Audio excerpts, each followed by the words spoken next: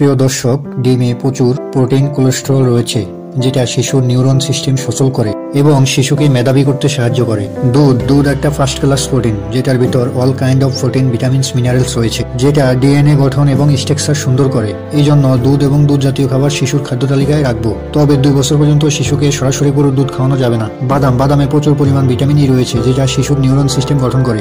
বীজ জাতীয় খাবার, সিম, মটরশুটিতে রয়েছে প্রচুর পরিমাণ ভিটামিন, মিনারেলস, যেগুলো বাচ্চার চিন্তা শক্তি বাড়াতে সাহায্য করে। ফল, বাচ্চাদের খাবারের মাঝে মাঝে বেরি জাতীয় ফল দিব, যেমন স্ট্রবেরি, ব্লুবেরি, ব্ল্যাকবেরি। এই ফলগুলোতে অ্যান্টি ইনফ্ল্যামেটরি এজেন্ট রয়েছে।